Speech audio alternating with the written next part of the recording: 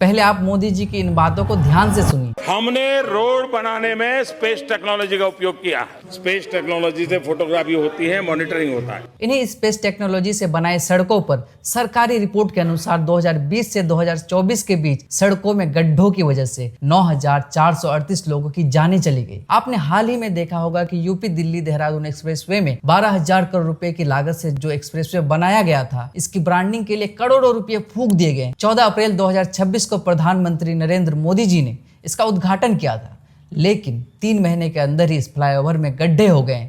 और ये इकलौता मामला नहीं है। अब जरा ये दूसरे फ्लाईओवर को देखिए। प्रधानमंत्री नरेंद्र मोदी ने ये एक्सप्रेसवे बुंदेलखंड के कोने कोने को नए अवसरों भी जोड़ने वाला है। 16 जुलाई 2022 को जालौन के कैथरी गांव से पूरे देश को बुलंदशहर एक्सप्रेसवे की सौगात दी, लेकिन उद्घाटन के पहले ही हफ्ते में इस एक्सप्रेसवे की सड़क धंस गई। यह एक्सप्रेसवे 14,800 करोड़ की लागत से बनाया गया था। चित्रकूट से इटावा तक बने 296 किलोमीटर लंबा एक्सप्रेसवे जालौन में बुधवार को हुई मूसलाधार बारिश की वजह से धंस गई। अब इन सड़कों को देखकर ये सवाल जहन में आता है कि क्या ये सड़कें जनता के लिए और देश के विकास के लिए बनता है या फिर नेता मंत्री या ठेकेदार के जेब भरने के लिए बनता है? क्योंकि global infrastructure anti corruption centre की रिपोर्ट के मुताबिक भारत में सरकारी निर्माण के लागत का करीब 30% हिस्सा रिश्वत में खर्च हो जाता है। 70% हिस्सा बचता है जो निर्माण कार्य में लगता है। उसमें भी जो कॉन्ट्रैक्टर टेंडर लेता है वो भी अपना बचत करेगा। तो आप ही सोचिए कि निर्माण में कितना खर्च करेगा। एबीपी के रिपोर्ट के मुताबिक दिल्ली मुंबई में भी भ्रष्टाचार का मामला सामने आया, जिसमें एबीपी ने एक आईएएस अधिकारी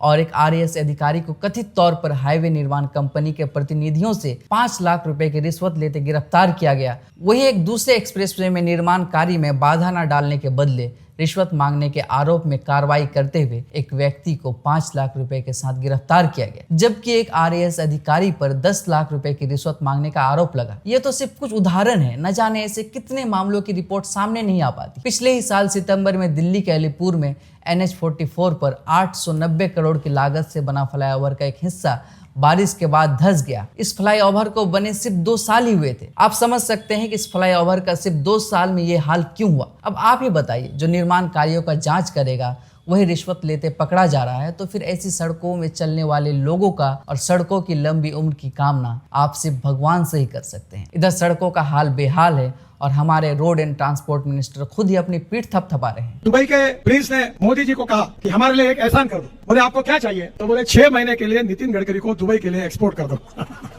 हमारे देश के नेता और अधिकारियों से हमारे ही देश के सड़कें सुरक्षित नहीं हैं और हमारे मंत्री अपने ही तारीफों का पुल बांधे जा रहे हैं। पहले गिरते पुल को तो संभाल लीजिए मंत्री जी।